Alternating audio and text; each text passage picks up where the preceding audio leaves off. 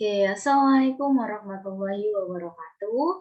Perkenalkan, saya Ingrana Sahara Bintang, mahasiswa program studi Sosiologi Agama Fakultas Usuluddin dan Pemikiran Islam UIN Sunan Kalijaga, Yogyakarta. Nah, di sini saya akan mempresentasikan mengenai mata kuliah Sosiologi Politik dengan judul Menakar Inklusivitas dan Relasi Kuasa Lembaga Filantropi Islam, Studi pada Lazismu Daerah Istimewa Yogyakarta. Oke, kita mulai dari pembahasan mengenai kemiskinan dan ketidakadilan sosial ya. Jadi Indonesia ini kan merupakan negara multikultural yang dihuni oleh berbagai macam komposisi masyarakat, sehingga tercipta kelompok mayoritas, minoritas, dan juga marginal. Nah, ketika manusia itu hidup berdampingan, tentu saja akan ada berbagai macam masalah yang tidak dapat dihindari. Dengan adanya masalah tersebutlah, maka ketidakadilan sosial dalam masyarakat dapat muncul kapanpun. Nah, biasanya ketidakadilan sosial ini muncul disebabkan oleh adanya ketidaksesuaian antara apa yang diinginkan dengan apa yang terjadi.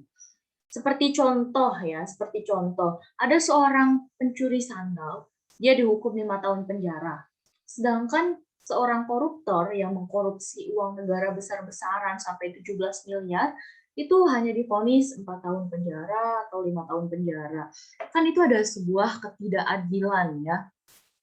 Nah, fenomena ketidakadilan sosial ini bisa mewujud dalam bentuk yang lain seperti ketertindasan, kemiskinan ekonomi. Nah, kemiskinan ini merupakan sebuah permasalahan global yang dihadapi oleh setiap negara. Angka kemiskinan itu menyorot perhatian dunia sehingga memunculkan program yang disebut dengan pembangunan berkelanjutan atau SDGs ya biasa kita sebut, itu dicetuskan pada tahun 2015. Jadi kemiskinan ini bukan hanya permasalahan ekonomi, tapi juga merupakan sebuah permasalahan sosial. Nah, dalam membantu program pemerintah, banyak bermunculan lembaga filantropi, khususnya Islam ya di Indonesia. Nah, konsep filantropi ini menjadi kajian serius setelah mengemukannya konsep civil society, di mana civil society itu memiliki peran untuk membatasi kinerja pemerintah, meningkatkan pemberdayaan masyarakat, mengurangi dampak negatif dari kekuatan pasar, serta meningkatkan sifat dan mutu inklusif dari pemerintah. Oke, kita berlanjut ke definisi dari filantropi ya. Filantropi ini berasal dari bahasa Yunani, yaitu philos berarti cinta dan anthropos berarti manusia. Jadi secara harfiah, filantropi ini sebuah konsep untuk berbagi, melayani, memberi, ataupun asosiasi secara sukarela ya, untuk membantu pihak lain yang membutuhkan sebagai bentuk ekspresi rasa cinta. Umumnya filantropi ini didefinisikan sebagai sebuah tindakan sukarela untuk kepentingan publik. Nah, dalam konsep filantropi modern, itu sumber daya yang digunakan untuk kegiatan dapat mempengaruhi perubahan sosial seperti dengan memanfaatkan pengorganisasian masyarakat, advokasi, dan pendidikan publik ya.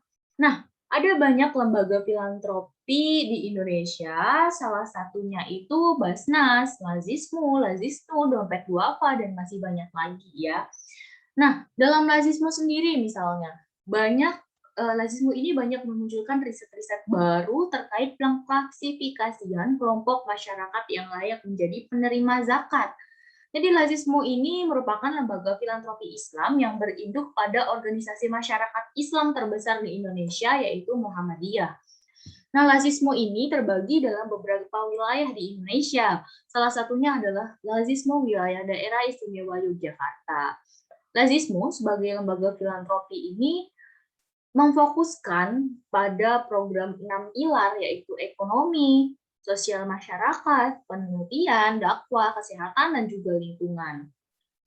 Sinergi dari Lazismu terhadap 6 pilar tersebut itu untuk mencapai atau memperluas manfaat dan mendukung capaian Sustainable Development Goals atau SDGs tadi ya, pembangunan berkelanjutan. Oke, kita lanjut pada pembahasan mengenai filantropi Islam sebagai modal sosial dalam kesejahteraan dan perdamaian masyarakat. Jadi filantropi Islam ini tidak lagi sekedar distributif atau penyaluran dana dan untuk hanya melunasi kewajiban, bukan.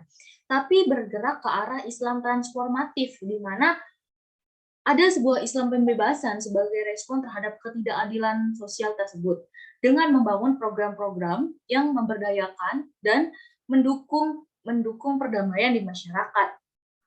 Nah, hal tersebut bisa diwujudkan dalam bentuk pemberdayaan petani, peternak, pengusaha, dan lain sebagainya. Jadi sumber dana yang diterima oleh Lazismu Daerah Istimewa Yogyakarta ini memang sebagian besar berasal dari warga Muhammadiyah sendiri ya. Tapi tidak menutup kemungkinan bahwa ada dana yang berasal bukan dari warga Muhammadiyah. Dan semuanya itu disalurkan kepada mustahik yang berhak menerima melalui program-program seperti beasiswa pendidikan, bantuan dana usaha, bantuan bencana gitu kan, dan masih banyak program-program lain yang diusung oleh Lazismu Daerah Istimewa Yogyakarta. Dan yang menjadi perhatian serius saya dalam penelitian kali ini yaitu dalam program desa binaan yang dimana mereka Lazismu DIY itu memfokuskan untuk membina suatu desa, untuk membangun desa tersebut dan untuk melakukan sebuah ketahanan pangan ya. Oke, kita lanjut pada pembahasan seberapa inklusif sih lembaga filantropi Islam seperti Lazismu ini. Oke, sebelumnya saya akan menjelaskan tentang apa sih inklusivitas itu. Nah, inklusivitas ini merupakan memposisikan diri kita ke dalam posisi orang lain. Intinya seperti itu ya. Posisi diri kita terhadap posisi orang lain tersebut, memposisikan diri kita terhadap orang lain ya.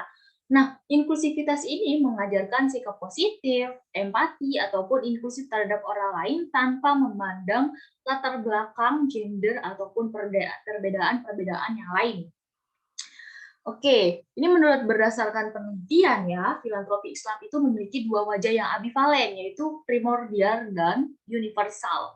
Jadi urgensi kemanusiaan filantropi Islam ini terbatas hanya pada aspek simbolik dan diskursif. Hal tersebut mempengaruhi prinsip kemanusiaan seperti imparsialitas. Kenapa? Karena dapat membingungkan posisi dari filantropi Islam sendiri ketika dihadapkan pada konflik komunal antara umat Islam dengan umat agama lain. Nah, apakah penerima bantuan dari Lazismu DIY ini beragam atau hanya umat Muslim saja? Itu pertanyaan besar dari sebuah inklusivitas ya.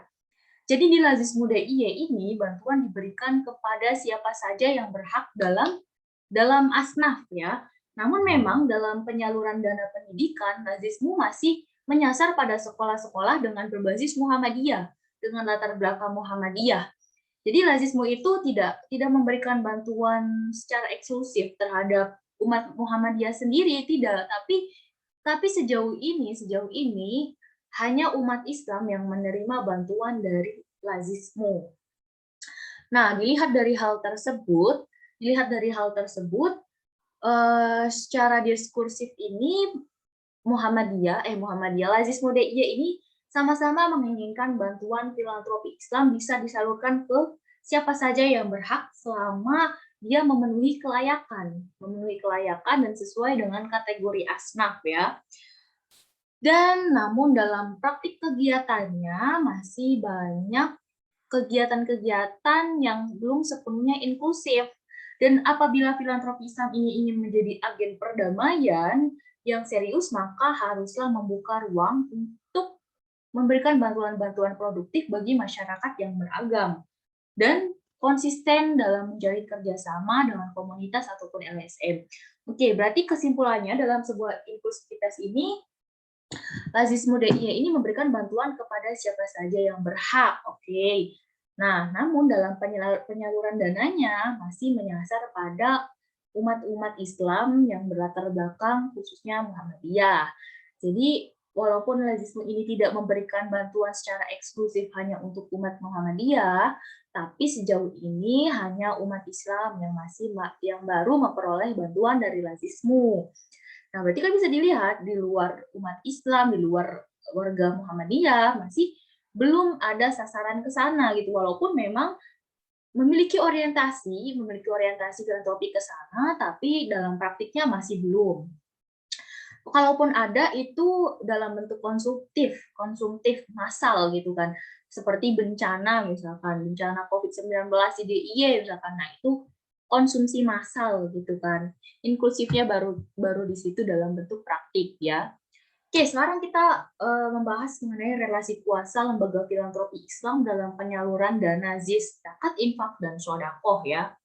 Nah, praktik filantropi Islam ini yang inklusif itu masih banyak menjumpai tantangan dan juga hambatan.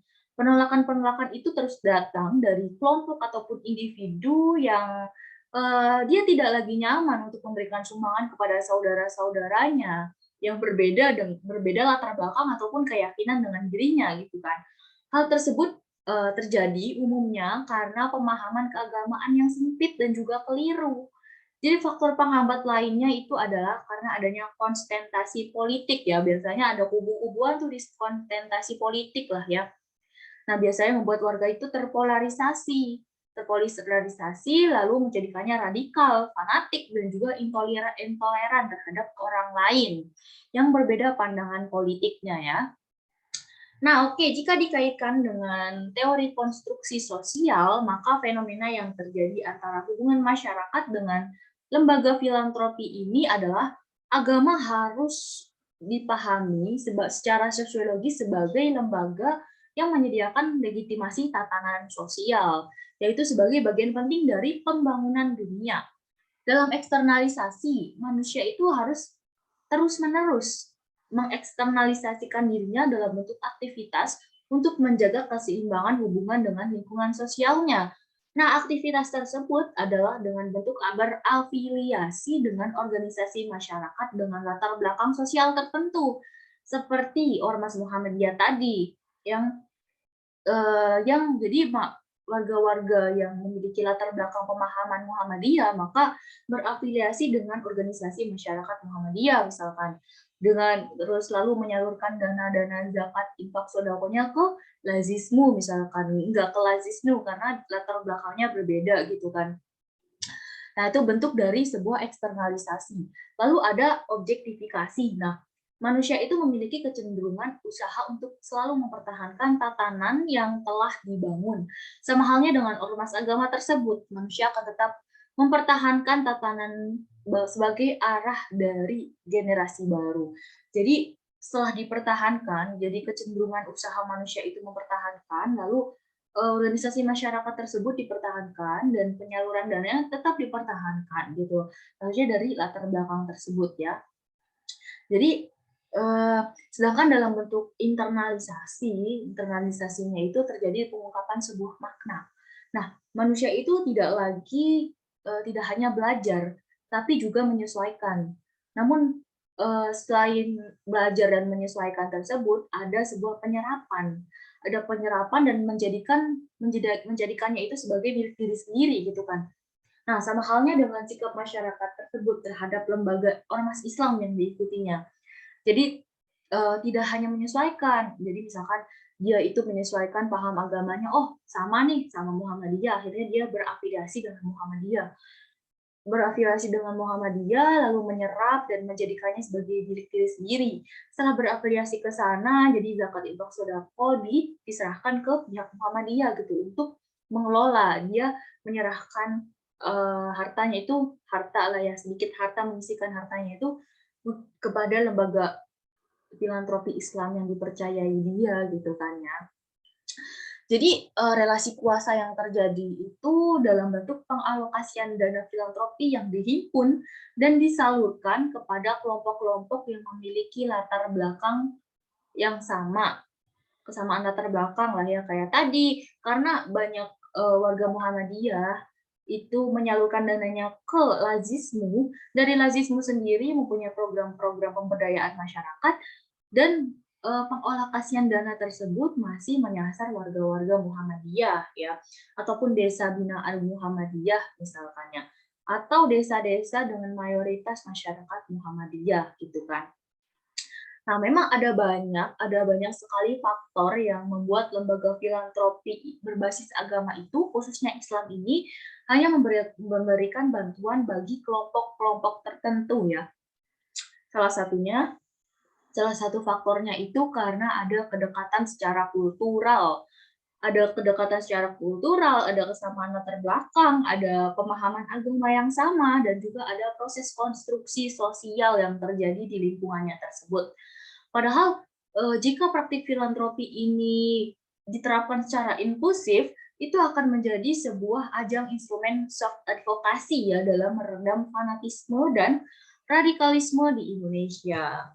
Oke, jadi kesimpulannya, kita balik lagi ke sini. Kesimpulannya adalah inklusivitas lembaga filantropi Islam yang ada di Lazismu ini ya, khususnya di Lazismu itu memang memiliki orientasi pada filantropi Islam yang terbuka dan inklusif, tapi dalam praktiknya masih belum ada pemberian bantuan yang inklusif ya.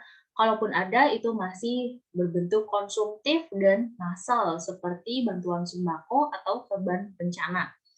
Oke, itu inklusivitas kesimpulannya. Lalu untuk relasi kuasa yang terjadi ini kesimpulannya adalah dalam bentuk pengalokasian dana yang dihimpun dan disalurkan kepada kelompok masyarakat yang memiliki latar belakang tertentu. Seperti tadi dari warga Muhammadiyah untuk warga Muhammadiyah itu sendiri gitu kan. Dan ada banyak faktor yang melatar belakangi hal tersebut. Oke, mungkin cukup sekian presentasi dari saya. Kurang lebihnya mohon maaf. Wabillahi taufiq wal hidayah. Wassalamualaikum warahmatullahi wabarakatuh.